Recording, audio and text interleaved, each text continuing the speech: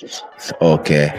But when you find someone like, Canelo or Golovkin, it's a different kettle of fish, I have to lean towards Canelo. You're not going to beat Canelo until somehow over a long period of time, Canelo beats himself. Canelo responded sharply to Terence Crawford at the press conference, making it clear he doesn't see Crawford on his level. He criticized fighters who step into the ring just to survive 12 rounds without truly trying to win or entertain, saying that defensive style leads to dull fights and disappointed fans. Kell Brook, who has faced top fighters like Gennady Golovkin and Crawford, also weighed in with a serious warning about a potential Crawford versus Canelo matchup. Brook explained that this fight would be unlike anything Crawford has faced before. While Crawford depends on speed, skill, and a smaller making him a much more complex and dangerous opponent. It's a wow fight, it's two supreme athletes fighting against each other, but you've got to sway towards Canelo. Crawford's gonna have to move up, and I know when I boxed Golovkin, there's a big difference, especially with someone that fighting a middleweight, a mediocre world champion's okay, but when you're fighting someone like Canelo or Golovkin, it's a different kettle of fish. I have to lean towards Canelo, but Crawford's very, very, very good. You think Crawford's still got the legs? Obviously, he's very much got great IQ in the ring. Brook emphasized that Canelo can adjust his strategy during a fight and use his strength to control the pace, making the ring a tough challenge for any boxer. Facing a powerful, adaptable fighter like Canelo requires a completely new approach and serious preparation. Brook stressed that even if the matchup seems favorable on paper, taking on Canelo demands more than just past experience.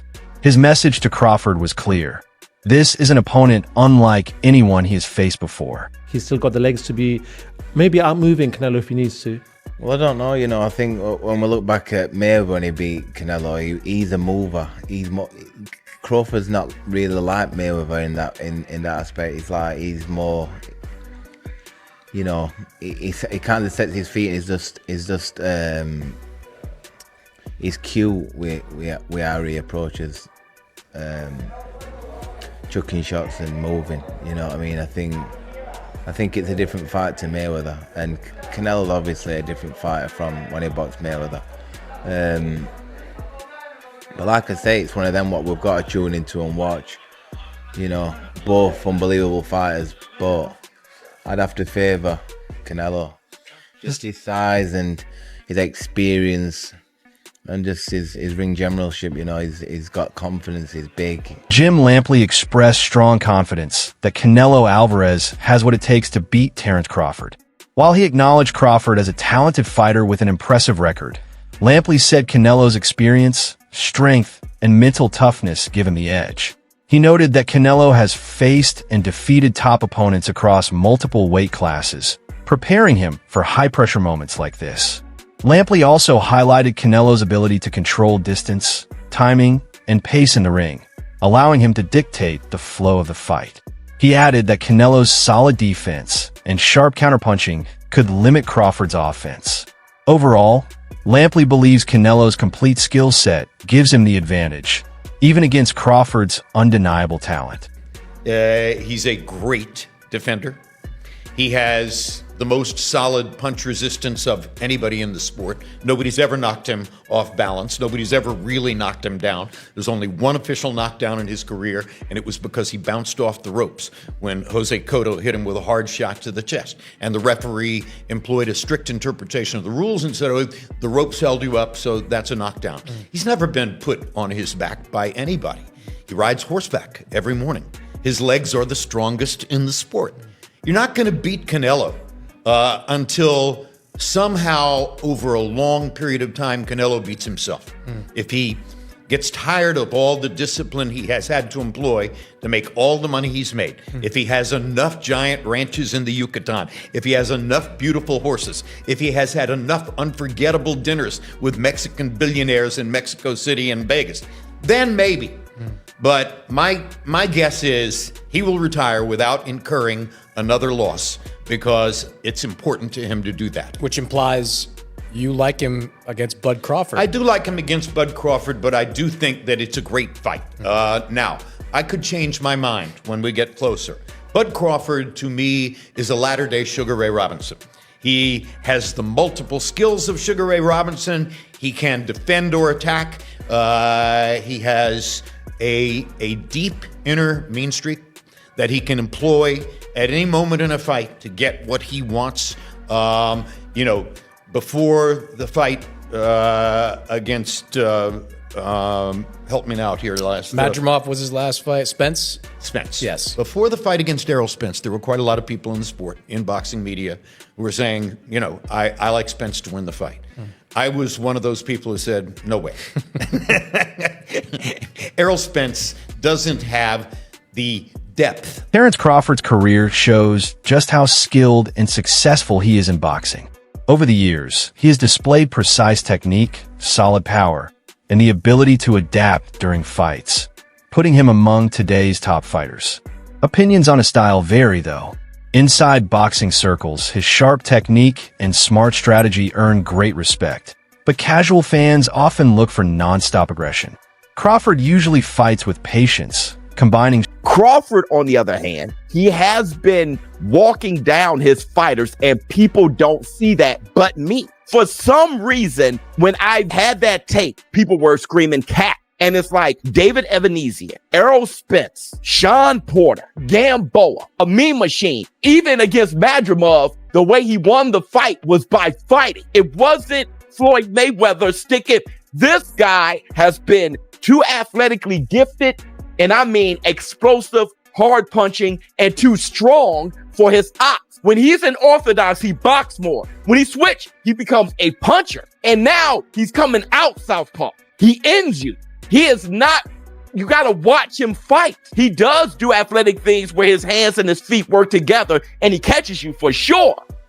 But what he mostly do is he punishes and he bullies his op because he walks you down and whips your ass. He's an ass whip. Bomac believes Crawford's smart game plan and technical ability could decide the fight, especially if he sticks to his strategy.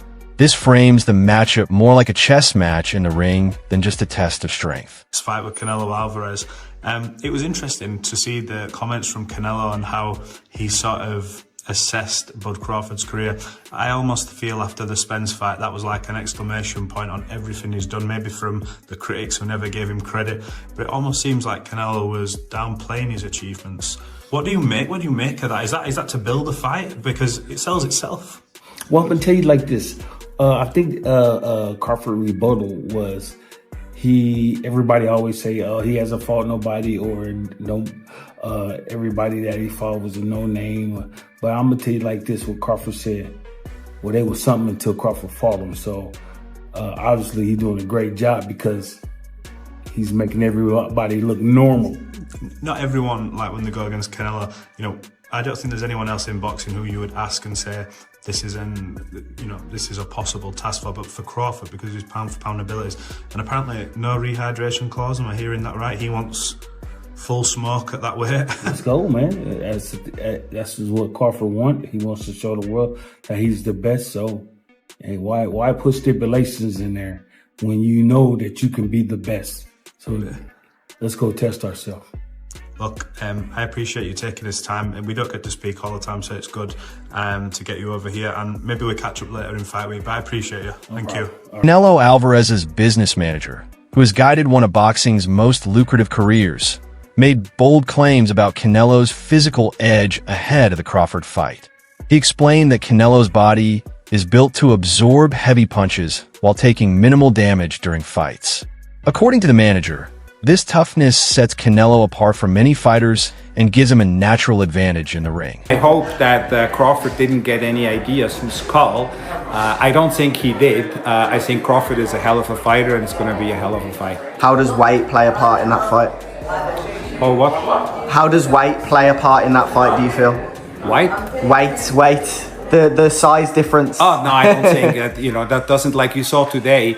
The guy was like, I don't know how much taller. It didn't really play into it either. But Crawford is a hell of a fighter. And you saw today when they did the face-off in the ring, they're virtually height-wise, they are virtually the same. Crawford might even be a little bit taller. But when you look at Canelo, the way he's built, his legs, his shoulders, his neck, that is why he's never been hurt. And he's never been hurt fighting fighters at a substantially higher weight, substantially bigger than him, and they still couldn't hurt him. Yeah. And then you look at Crawford, who is a smaller guy, is moving up 2 weight classes, tried at 154, barely won, couldn't hurt Madrimov, and now he's going to go against the guy with the best chin in the sport. That's why probably odds maker have Canelo as a favorite. But having said all of that, Crawford is just a hell of a fighter. I was there when he fought, I was ringside when he fought Spence. The manager said that Canelo's conditioning, muscle structure, and defensive awareness let him avoid serious damage even against hard hitters. He called this toughness a key strength that could be crucial against Crawford, who is seen as smaller and less physically strong. He also referenced Crawford's recent fights, suggesting that Crawford might not have the physical power to handle Canelo's solid build and ability to absorb punishment. The way he just totally neutralized Spence's strengths was absolutely, it was breathtaking to watch this. So Crawford is a very skilled fighter, very smart fighter, but again, he's never fought anybody like Canelo. You look at Canelo's resume. Canelo fought, now it's 21 former or current world champions. There's only 2 fighters in the history of boxing who have more than that. One of them is Floyd Mayweather with 24, and the other one is Manny Pacquiao with 23. And he's the only active fighter who fought so many world champions. So I think experience will play a big factor as well. You look at Canelo's resume, but it is, I think, the biggest fight that can be made. I think it's the biggest fight the sport has seen going back to as long as I can remember. I think it's just simple. And I've done some big fights with Floyd Mayweather, and I did Floyd Mayweather and Canelo. I promoted that, so I think this one is bigger than that. Most analysts agree that Terence Crawford is an exceptional fighter with top-level skill and sharp ring awareness. Still, this fight is a real challenge because Crawford is moving up in weight to face Canelo, who is widely regarded as one of the best pound-for-pound fighters ever. Experts expect Crawford to stick with the style that has always worked for him, since making big changes this late in his career, especially at a higher weight, would be risky. His approach relies on accuracy, smart counters, and patient control, and he'll likely lean on those strengths against Canelo.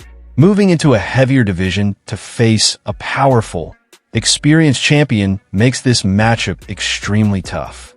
Analysts say Crawford's chances will depend on how well he can execute his proven strategy without overextending or taking unnecessary risks. How is Terence Crawford going to beat Canelo Alvarez? We need to talk about it. When we look at the guys who've had success with Canelo, we'll look at Bivol, we'll look at Golovkin, we'll look at Floyd, and we'll look at Lara. Yes, I'll throw Lara in there, why not? I think all these fights are absolutely irrelevant coming into this bout. Some of them are just dated, or some of these guys' style just cannot apply. For example, a guy in Lara. If Crawford wanted to fight how Lara fought Canelo, he would probably gas out in 7 rounds, or if he made it 12, he just wouldn't get that decision. It's that simple. Let's take a guy in Golovkin. Crawford just simply does not have the punching power, nor do I think he has the gas tank at 68. He's not a good enough puncher to try to fight Canelo like Golovkin. He doesn't have the physical traits even in the chin department. Then you have Floyd Mayweather. While both can have a bit of similarities, the speed, reflexes, technical prowess, IQ, timing, counterpunching, lateral movement, it's just too much from Floyd. I don't think Bud could take much from Floyd's game plan to implement it into his own success in September. And then you have Dimitri. The speed, the technical prowess, the IQ, the length is too much. So essentially, Terence Crawford is going to have to beat Canelo in a way that nobody has ever beaten him or gave him any issues in. I'm gonna tell you exactly how Crawford's gonna fight. He's gonna fight like his damn self. It's too late in his career to change up the game plan. It's too late in his career for him to want to change up the game plan coming to a fight of this magnitude with a style he's never fought before. That would be a recipe for disaster. He's going to be more than likely off the back foot. He's going to be looking for counter shots. And I think there will be a point in this fight where he's simply just trying to survive. I like Crawford. He's an amazing pound-for-pound fighter. A different animal at 168. This is one of the greatest of all time. I see win scenarios for him, but I don't see him being realistic. I can see him fighting off the back foot, using his speed, timing, and feet to stay away from Canelo. But that's very, very, very unlikely, damn near impossible. Nico Ali Walsh, a rising boxer and analyst, shared his take on the fight, highlighting how evenly matched it appears. He noted that Crawford's recent sparring with heavier fighters shows he can handle stronger opponents, which could help against the bigger Canelo. This detail adds depth to the discussion, suggesting Crawford has prepared to manage the size and power difference through tough training with larger partners. Walsh believes this gives Crawford a real chance and makes the matchup feel balanced. He sees the fight as truly even, with either fighter capable of winning. His view captures the uncertainty and excitement around the bout, as both bring unique skills and challenges that make predicting a clear winner difficult. Canelo's team. Canelo's one of my favorite fighters. He's been my favorite fighter for the longest time. But you know, I have to be Team Bud because me and Bud are cool, and I have so much belief in Bud, and I know who he is as a fighter. He is one of the greats. So he could do anything he wants. And being around both of them and seeing how they work and train and things like that, what makes both of them the fighters they are, in your opinion? I've watched Bud, so for Bud in particular, he's calm in everything he does, and that kind of calm is scary to watch because it shows experience. You can see that he's been doing this for decades. You can see it with his shadow boxing. Legendary trainer and analyst Teddy Atlas offered a balanced take on the Canelo versus Crawford matchup. He pointed to Canelo's power, size, and strength as major advantages that can control a fight. At the same time, Atlas praised Crawford's technical skill, ring IQ, speed, and determination, which make him a serious threat. He described the bout as a clash of styles, where raw physical power meets precise technique. Atlas emphasized that both fighters have the tools to gain the edge, making the fight highly competitive and evenly matched. He believes the outcome will depend on who executes their game plan better, making this a true 50-50 contest where either fighter could come out on top. Well, come on, he's human. So he had a few hiccups. He won the fight. He's Terence Crawford. A lot of people say, "Oh, Teddy, you make him so good. You're always saying how great Crawford is." But who's he beating? He unified the what was his first division? Lightweight. Then he unified the junior.